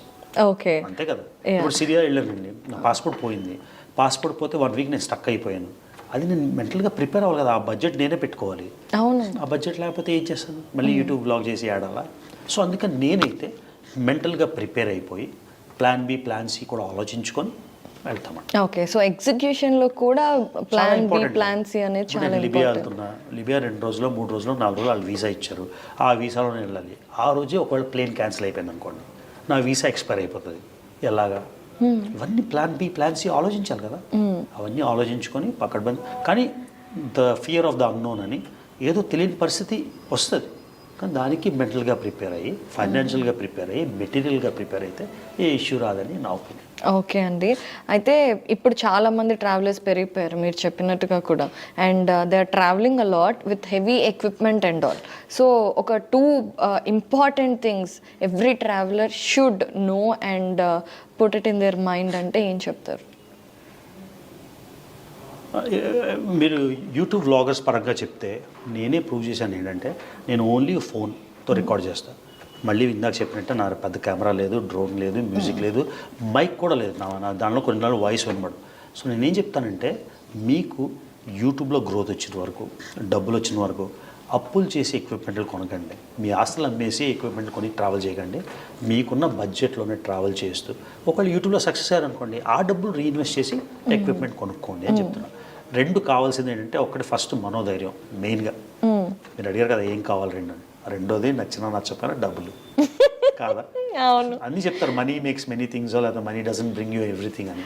ఆ మనీ లేకపోతే మీరు ఇప్పుడు కార్లోనో ఆటోలోనో వచ్చి ఉండేవారు కాదు కదా, నడిచి రావాలి, నడిచి వస్తే నా అపాయింట్మెంట్కి రాలేరు కదా. అవును. సో ఈ 2 మనోధైర్యం, మెంటల్ విల్ కావాలి. మెంటల్ అంటే దాన్ని ఏమంటారు తెలుగులో కరెక్ట్, మెంటల్ విల్, డబ్బులు.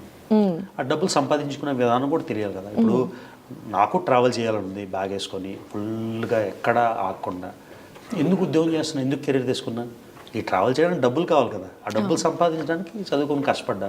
అప్పుడు యూట్యూబ్ లేదు, ఫేస్బుక్ లేదు, ఇన్స్టాగ్రామ్ రీల్స్ లేవు కదా. ఉండుంటే నా దృక్పథం వేరే ఉండేదేమో కాదు కదా.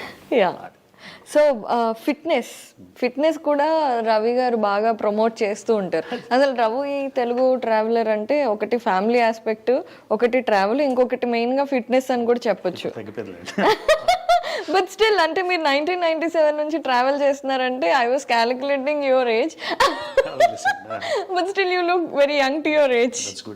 సో ఫిట్నెస్ అంటే అదేనండి, నేను సిగరెట్ తాగను, సోషల్ డ్రింకర్ కూడా కాదు.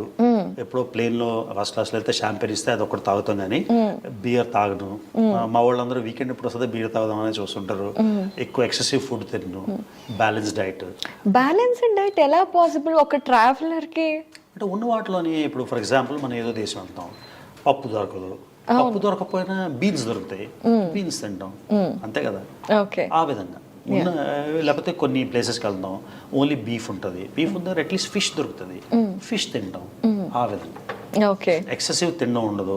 ఏదో పార్టీకి వెళ్ళినా అక్కడ ఉన్నాయి కదా అని వందల ఐటమ్లు తినడం ఉండదు. అది బ్యాలెన్స్ అంటే. Right. So exercise and fixed diet అనేది చాలా important. To wrap it up Ravi నా గారు, డాటర్కి 16 ఏళ్ళు దాటేయండి. సో మీరు ఎస్టిమేట్ చేసుకోండి. అవును. సో నన్ను చాలా మంది ఇన్స్టాగ్రామ్లో కొత్తలో రీల్స్ పెడితే నాకు గర్ల్ ఫ్రెండ్ అనుకునేవారు మా అమ్మాయిని. సో మా అమ్మాయికి అది నా కాంప్లిమెంటా లేకపోతే నీకు బ్యాడ్ కాంప్లిమెంట్ అదే కదా, అంటే అలా కలిసిపోతామని జనంలో. సో అది కొంత మన ప్రయత్నం, కొంత nature's genes nature. Thanks to your parents అన్నారు. అబ్సల్యూట్లీ. మా నాన్న ఇప్పుడు చూసినా he looks very healthy for his age. So lucky. Yeah.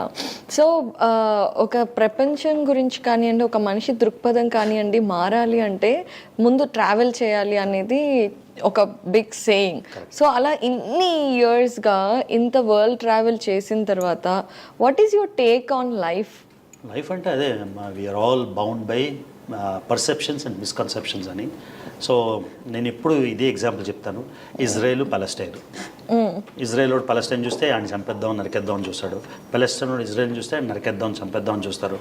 For example మనం న్యూట్రల్ మెంబర్ అనుకోండి, వీళ్ళు వెళ్తే వీళ్ళు ప్రాణం పెట్టేస్తారు, వాళ్ళు వెళ్తే వాళ్ళు ప్రాణం పెట్టేస్తారు. సో అక్కడ ప్రాబ్లము మనిషిలో లేదు, వాళ్ళిద్దరికీ ఒకరి మీద ఉన్న ఒక పర్సెప్షన్ మీద డిపెండ్ అయ్యింది. ఇప్పుడు నేను వెళ్ళినా వాళ్ళ ఇంట్లో పెట్టేసి మనకి ఏం కావాలంటే అది ఇచ్చేసి నెత్తి మీద పెట్టుకుంటారు, అక్కడికి వెళ్ళినా హిందీ అని పెట్టుకుంటారు. సో మనుషులు ఇద్దరు మంచోళ్ళే కదా, కానీ వాళ్ళకి ఎందుకు పడట్లేదు? ఎందుకంటే ఒక రకమైన పర్సెప్షన్, ఒక స్టీరియో టైప్ బిల్డ్ అయిపోయింది కాబట్టి ఆ స్టీరియో టైపులు తీసేసి జనాలు కూడా ఏంటంటే ఈ మధ్యన మీరే చూడండి, ఒక పాజిటివ్ వీడియో పెడితే మీకు ఎన్ని వ్యూస్ వస్తాయి, నెగిటివ్ వీడియో పెడితే ఎన్ని వ్యూస్ వస్తాయి. అవును కదా, దాన్ని బట్టి జనాలు నెగిటివిటీ అట్రాక్ట్స్ మోర్ అని. సో ఈ నెగిటివిటీని కొంచెం పక్కన పెట్టి చూస్తే ప్రపంచం అంతా చాలా కలర్ఫుల్గా కనిపిస్తుందని నా ఉద్దేశం. ఈ ట్రావెల్ చేసినప్పుడు ఈ అవగాహన బాగా పెరుగుతుంది, ఈ పర్సెప్షన్ బాగా పెరుగుతుంది. సో ఏదైనా అవాంతరాలు మొన్న వచ్చింది, సడన్గా ఎన్నో క్రైసిస్లా అనిపించింది, కానీ నిలదొక్కొని నిల్చున్నాం కదా. ఎందుకంటే ఈ ట్రావెల్లోని ఈ అడాప్టబిలిటీ వచ్చింది కాబట్టి.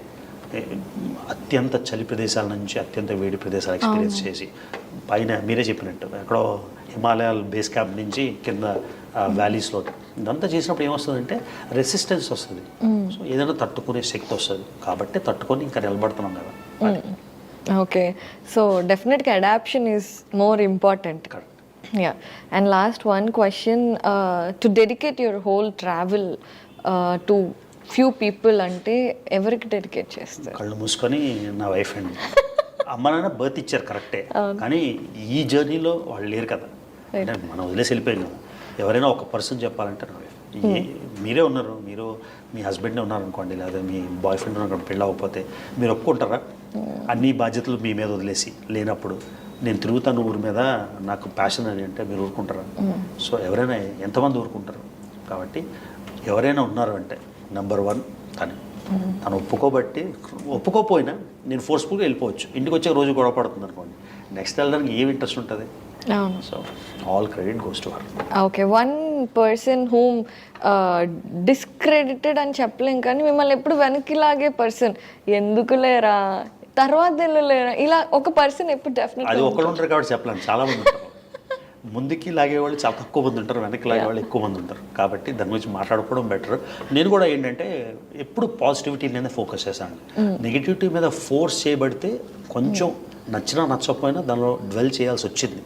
కాకపోతే నా వైపు ఇప్పుడు ఇది పబ్లిక్ హిస్టరీ కదండి, ఇదేదో సీక్రెట్ రూమ్లో దాగున్న విషయం కాదు కదా. పబ్లిక్గా మీరు చూస్తే ఎన్నిసార్లు నేను ఇష్యూస్ రైజ్ చేశాను, అంటే జనాలు అలా అంటారు, లైన్లకి ఇస్తారన్నమాట. అది అయిపోయింది కదా, మళ్ళీ నువ్వు మందు, అది కంటిన్యూస్ కదా. ఎవరో 10 ఎలిగేషన్లు వేస్తారు, ఎలిగేషన్లు వేసేసి వాళ్ళ పని అయిపోయింది కదా అని వెళ్ళిపోతారు పక్కకి. అంటే మనం ఆగిపోవడం అంటే స్టార్ట్ స్టాప్ అంటే స్టాప్ కాదు కదా. సో టైం వచ్చినప్పుడు కంటిన్యూటీ అవుతుంది. నా మట్టుగా నేను ఏదైనా మొదలెట్టానా, వేరే వాళ్ళని కించపరిచాను, నా మట్టుగా నేను వాళ్ళని తగ్గించానా అని మీరు చూస్తే నేను మళ్ళీ వస్తూనే ఉంటాను. దేశం వదిలి పోలేం కదా, నెక్స్ట్ టైం అడగండి. Done. So thank you so much Ravi garu, చాలా విషయాల గురించి మాట్లాడారు. And before wrapping it up, ఇంకొక విషయం ఏంటి అంటే అందరూ అడగాలనుకుంటారు, యూట్యూబ్లో మీరు జాబ్ చేస్తూ సంపాదించేది ఎక్కువ, యూట్యూబ్లో సంపాదించేది ఎక్కువ? అది డిపెండ్స్ ఆన్ వ్యూవర్షిప్ అండి. అంటే నేను అమెరికాలో జాబ్ చేస్తున్నాను కాబట్టి ఏ రోజు కూడా నా జీతం కన్నా యూట్యూబ్ నుంచి నాకు ఎక్కువ డబ్బులు రాలేదు. నేను నా గురించి నేనే చెప్తున్నాను. కానీ ఎవరైనా ఫర్ ఎగ్జాంపుల్ నాకు వచ్చిన డబ్బులే ఇండియాలో ఫర్ ఎగ్జాంపుల్ 1 లక్ష రూపాయలు నెలకి జీతం ఉందనుకోండి, వాళ్ళకి ఎక్కువే అవుతుంది కదా. సో యూట్యూబ్లో ప్రస్తుతానికి నేను చాలా హైస్ చూశాను, ఏ రోజు కూడా నా జీతం కన్నా ఎక్కువ డబ్బులు రాలేదు. నా గురించి అయితే నేను చెప్పగలను. యా, సో ఒకవేళ యూట్యూబ్లో ట్రావెల్ వ్లాగ్స్ చేయాలి అనుకునే వాళ్ళకి చేయొచ్చా చేయకూడదు? ఇప్పుడు యూట్యూబ్లో మనీ ఇవ్వటం అనేది చాలా తగ్గిపోయింది, పర్సంటేజ్ తగ్గిపోయింది, ఇలా ఎంతో చెప్తున్నారు కదా. వచ్చే వాళ్ళకి బాగానే వస్తుంది డబ్బులు. కానీ నేను అప్స్ చూసాను, డౌన్స్ చూసాను కదా. అప్లో ఎంత డబ్బులు వస్తాయి, డౌన్లో ఎంత డబ్బులు వస్తాయి నాకు తెలుసు. సో నేను ఇన్సైడ్ ఇన్ఫర్మేషన్ ఇస్తున్నా, యూట్యూబ్లో డబ్బులు బాగా వస్తాయి, వ్యూస్ వస్తాయి. వ్యూస్ రాకపోతే రావు. మళ్ళీ షార్ట్స్ రీల్స్ చేస్తారు, అందులో డబ్బులు రావు. లాంగ్ వీడియోస్లో వ్యూస్ వస్తే తప్పకుండా డబ్బులు వస్తాయి, మీరే క్యాల్కులేట్ చేసుకోవచ్చు. సో నేను చెప్పే అడ్వైజ్ ఏంటంటే, యూట్యూబ్ అన్నది ఇవాళ మీకు లక్షల వ్యూస్ వస్తున్నాయి కాబట్టి రేపు వస్తాయని గ్యారంటీ లేదు. మళ్ళీ నేనే ఎగ్జాంపుల్, అంటే కాంట్రవర్సీ చేయకముందు మిలియన్స్ ఆఫ్ వ్యూస్ వచ్చేవి. ఎందుకు తగ్గింది అనేది ఒక పక్కన పెట్టేస్తే తగ్గింది అన్నది నిజం. మరి తగ్గినప్పుడు లేదు కదా. నేను ఆ బడ్జెట్ బట్టి నేను ప్లాన్ చేసుకుంటే ఇప్పుడు నాకు ఏమయ్యేది? నాకు వేరే సోర్స్ ఆఫ్ ఇన్కమ్ ఉంది, నేను యూట్యూబ్ ఇన్కమ్ మీద సర్వైవ్ అవ్వట్లేదు కాబట్టి యథావిధిగా ట్రావెల్ చేయగలుగుతున్నాను. కానీ యూట్యూబ్ ఒక్కటే నా సస్టెనెన్స్ అయితే. ఇవాళ ఎవరైనా 10 లక్షలు సంపాదిస్తున్నాను అనుకుందాం యూట్యూబ్లో, దాన్ని బట్టి మెడల్ కొట్టించుకొని రోల్స్ రాయిస్లు కొనేసుకొని ఎక్విప్మెంట్ కొనేసుకొని ఎల్లుండి రాకపోతే అది పే చేసే కెపాసిటీ ఉంటే ఓకే. సో నేను ఏం చెప్తానంటే, మీరు యూట్యూబ్ ఛానల్లో ట్రావెల్ చేయాలనుకుంటే వెరీ గుడ్, కానీ first of all me career మీద కాన్సన్ట్రేట్ చేయండి, మీరు చదువుకోండి. ఒకవేళ యూట్యూబ్ అన్నది రేపు క్రాష్ అయిపోతే, యూట్యూబే రేపు బూసేస్తాయి, ఇండియానే యూట్యూబ్ బ్యాన్ చేసేస్తే, ట్విట్టర్ అదే టిక్టాక్ బ్యాన్ చేశారు కదా, అలా అయితే అప్పుడు ఏంటి ప్లాన్ బి? అది ప్రిపేర్ అయ్యి తప్పకుండా ట్రావెల్ స్టార్ట్ చేయండి. మీరు ఆస్తులు అమ్మేసి మీ అమ్మ నాన్న దగ్గర డబ్బులు తీసేసుకొని కెమెరాలు కొనకండి, స్టార్ట్ చేయండి. యూట్యూబ్లో డబ్బులు వస్తే దాన్ని రీఇన్వెస్ట్ చేయండి. ఇది నా advice. Wonderful advice and wonderful interview. Thank you so much, Ravi Garu. And after completing all the countries, we'll sit once again very soon with your experiences of all the countries. Till then, have a safe trip and have a happy life. Thank you. ఈ టైంలో వచ్చి నన్ను కలిసారు. నేను నిజంగా ఒక Cloud9 అంటారు కదా, ఆ మూమెంట్లో ఉన్నా. 8-10 దేశాలు అనుకున్నది ఇంకా 2 దేశాలు మిగిలి, అది ఒకటి అయిపోతుంది, ఇంకొకటి వస్తుంది. సో చాలా హై మూమెంట్ అండి. సో ఈ హై మూమెంట్లో మనకి జరిగిన బ్యాడ్లన్నీ మర్చిపోయి పాజిటివిటీతో ముందుకెళ్దామని. ఎందుకంటే జరిగిపోయింది, దాని గురించి రోజు బాధపడితే మనమే తగ్గిపోతాం. అదే ఆ నెగిటివిటీని పక్కకు తీసేసి జరిగిందని పక్కన పెట్టాం అనుకోండి, ఏదైనా ఎఫెక్ట్ అయ్యేది మన బ్రెయిన్కి. వేరే వాడు వస్తాడు, ఒక 2 నెగిటివ్ కామెంట్లు పెట్టేసి ఆడు సినిమా ఆడు చూసుకుంటాడు, ఆడు పార్క్కి వెళ్తాడు, ఆడు హ్యాపీగానే ఉంటాడు కదా. ఆ 2 కామెంట్లు మనని దించేసాయి అనుకోండి, పోయేది ఎవరు? సో మన కంట్రోల్లో ఉంటే ఎవ్రీథింగ్ ఇస్ ఓకే. డెఫినెట్గా you're on the right side and right thinking. So డెఫినెట్గా మీరు అనుకున్నవన్నీ అవుతాయి. So all the best once again, and once again have a safe trip and break the records. Thank you so much. ఇప్పటికే అయిపోయింది record break, ఎవరు లేరు. 190 ఈ 2 కూడా అయిపోతే బిగ్గెస్ట్ రికార్డ్ కదా. ఇప్పుడు ఇండియాలోనే సార్ చూసారు, 2-3 ఉన్నారు. 145 కోట్లలో 3 తెలుగు స్టేట్లు 2 ఉన్నాయి, మొత్తం 10-12 కోట్లు ఒక్కడ అవడం అంటే చిన్న విషయం కాదు కదండి. So very humbling. చాలామందికి థ్యాంక్స్ చెప్పాలి. ఫస్ట్ భగవంతుడికి, కన్నా తల్లిదండ్రులకి, సపోర్ట్ చేసిన వైఫ్కి, ఎంతోమంది సపోర్ట్ చేసిన ఫ్రెండ్స్కి, అందరికీ శతకోటి ధన్యవాదాలు. అంతకన్నా ఇంకేం చెప్పలేదు. Thank you so much to you for this time. Thank you. Thank you.